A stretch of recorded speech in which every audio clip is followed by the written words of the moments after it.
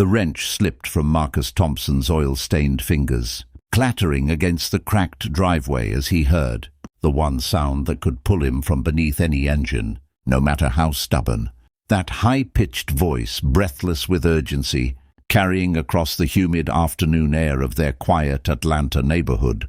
"Dad! Dad!" 6-year-old Emma came barreling around the corner of their modest duplex, her sneakers pounding the pavement, pigtails flying behind her like ribbons in the wind. But it wasn't her usual carefree run. Marcus could see it immediately, the way her small chest heaved, the tears streaming down her flushed cheeks, the terror written across her face. He scrambled out from under Mrs. Chen's ancient Buick, his heart already racing before his mind could catch up. "Baby, what's wrong?" He was on his knees, pulling her into his arms before she could even reach him, his hands leaving dark smudges on her yellow sundress. He didn't care. Nothing mattered except whatever had put that look on his daughter's face. There's a man," Emma gasped, clutching his grease-stained shirt. He fell down. "By the park. Nobody's helping him, Daddy. Nobody stopped." Marcus felt something cold settle in his stomach. He glanced at the Buick, at the parts scattered across the driveway, at the $20 Mrs. Chen had promised him for this job, money that would buy Emma's lunches for the next week. The cancer treatments had taken everything from them. His wife 2 years ago, their savings, his steady job at the dealership, when he couldn't keep up with the corporate demands while raising a daughter alone. Now he survived on odd jobs, fixing neighbors' cars in his driveway, stretching every dollar until it screamed. But Emma's eyes held something he recognized, something her mother had passed down to her like a genetic inheritance, an inability to walk past suffering without doing something about it. "Show me," he said simply, and watched relief flood her features. They ran together, Emma pulling him by the hand, past the Henderson's house with its manicured lawn, past the corner store where Mr. Patel was sweeping the sidewalk. The small park came into view, just a patch of struggling grass and rusted swings. And there he was, a man collapsed near the water fountain, his body twisted at an uncomfortable angle. Marcus recognized him instantly. Everyone in the neighborhood did. Raymond Hayes, the homeless man who pushed his shopping cart up and down Peachtree Street, talking to himself, often drunk, always alone. People crossed the street when they saw him coming. Mothers pulled their children closer. And now he lay there, and the few people who had passed, Marcus could see them now, hurrying away, pretending they hadn't noticed. "Did you call 911? Marcus asked Emma as he knelt beside Raymond. "I used the phone at the store. Mr. Patel let me. But Dad, they said it might take a while. There's been a big accident on the highway." Raymond's breathing was shallow, his lips tinged blue. Marcus had seen enough during his years at the dealership, including the time a customer had a heart attack in the waiting room, to know this was serious. The man needed help now. "Emma, honey, I need you to go get my phone from the driveway and grab that blanket from the back seat of Mrs. Chen's car." "Can you do that?" She was off like a shot, and Marcus turned his full attention to Raymond. The smell of alcohol mixed with something else, something sweet and wrong. Diabetic, Marcus realized, noticing the medical alert bracelet on Raymond's wrist. He'd seen the same one on his wife during her treatments, when the medications had sent her blood sugar into dangerous territory. Marcus checked Raymond's pulse, elevated his feet, loosened his collar. Basic first aid from a required course he'd taken years ago, never imagining he'd use it like this. Raymond's eyes fluttered open, unfocused and afraid. "You're okay," Marcus said firmly. The way he'd speak to Emma after a nightmare. "Help's coming." "You're not alone." Emma returned with the blanket and phone, and Marcus covered Raymond, trying to preserve what warmth remained in his body.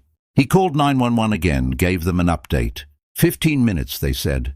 In Atlanta traffic, it might as well have been an hour. "Daddy, is he going to die?" Emma whispered, and Marcus heard the crack in her voice that took him back to 2 years ago, to a hospital room, to the last time she'd asked him that question about someone she loved. "Not if I can help it," he promised, and meant it with everything in him. He stayed there on the ground, one hand monitoring Raymond's pulse, the other holding Emma close when she started to cry. Neighbors began to emerge, curiosity finally stronger than their desire to remain uninvolved. Mrs. Washington from across the street brought water. Young Tommy Rodriguez, who usually avoided Raymond like he carried plague, ran home to get a pillow. "Why didn't anyone stop before?" Emma asked, her voice small but pointed, a question that hung in the air like an accusation. Marcus didn't have a good answer. Fear, maybe. Inconvenience. The same reasons people had. Stopped visiting after his wife died. When grief made him poor company and being around him meant confronting their own mortality. He'd learned that kindness was often the first casualty of busy lives and comfortable ignorance.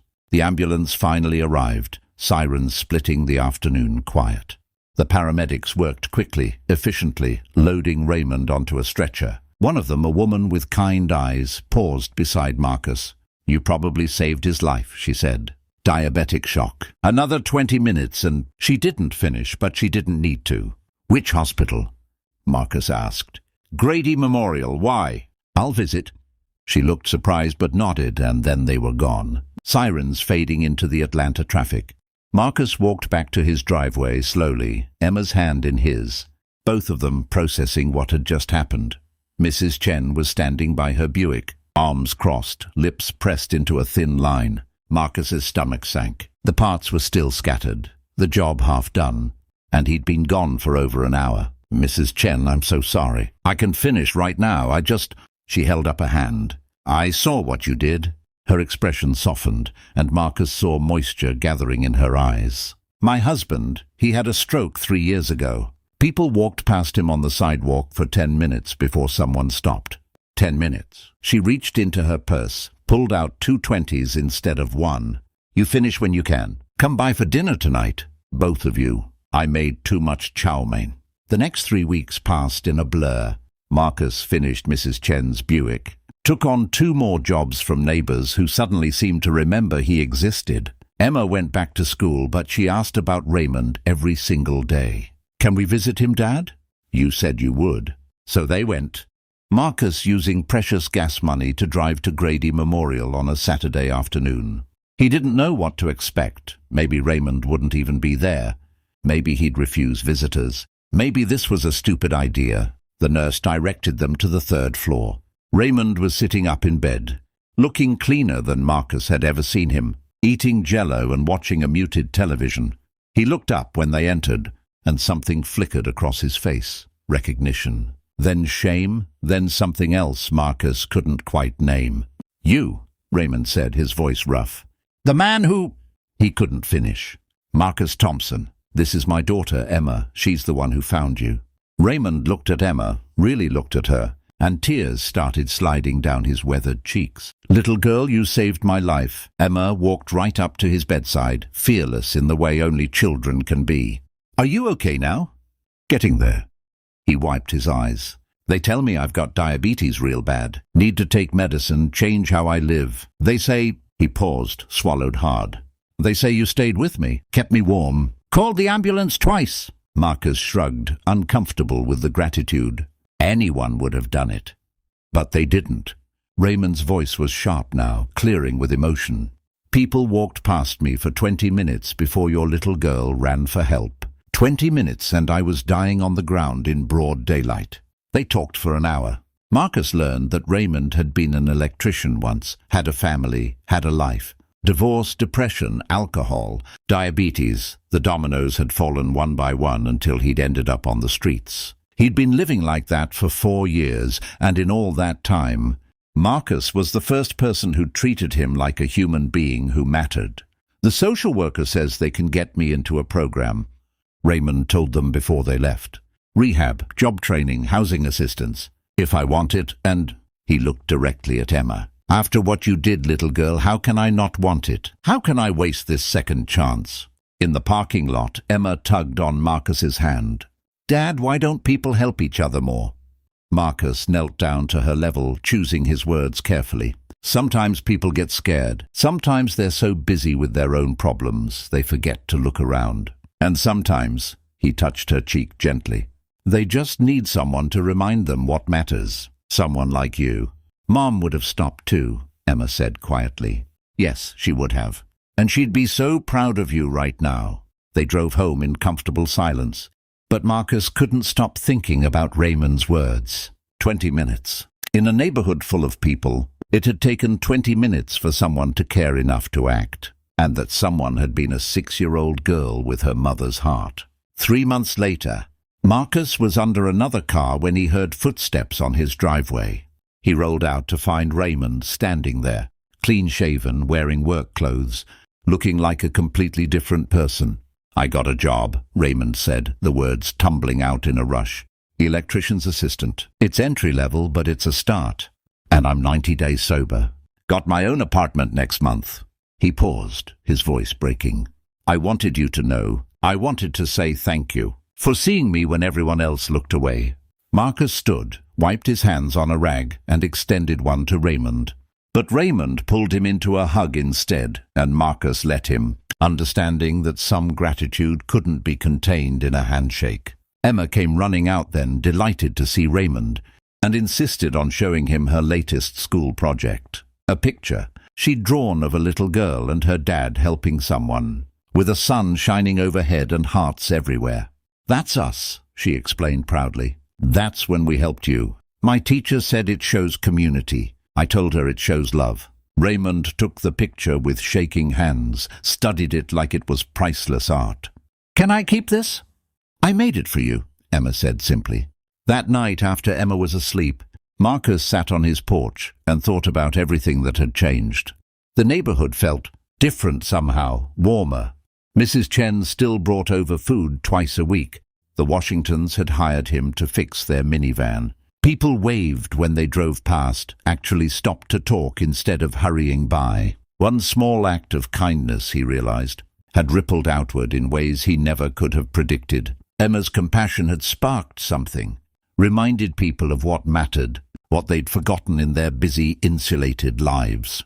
His phone buzzed with a text from Raymond, started a fund, every paycheck putting something aside. "For Emma's college. It's only fair. She gave me my life back." Marcus felt tears prick his eyes. He typed back, "You don't have to do that."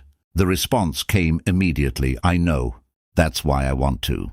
Looking up at the stars, Marcus thought about his wife, about the values she'd instilled in Emma, about how a 6-year-old girl had seen someone in need and hadn't hesitated, hadn't calculated the cost, hadn't worried about inconvenience or judgment. She'd just acted the way humans were supposed to act, the way the world would be if more people remembered that. Kindness wasn't a luxury but a necessity. "Dad!" Emma's voice called from her window. "I can't sleep." "Coming, baby," he called back, and went inside to his daughter, to the life they'd built from grief and determination, to the love that no hardship could diminish. Because in the end, Marcus had learned what Emma had known all along, that being human meant stopping when someone needed help, reaching out when someone was falling, seeing people, really seeing them, even when everyone else looked away. It meant teaching your children that compassion wasn't weakness, but the strongest force in the world. And sometimes it meant a little girl rushing to her single dad, calling out, "Dad!" and changing everything with 2 simple words. Someone needs help. That was all it took. That was everything.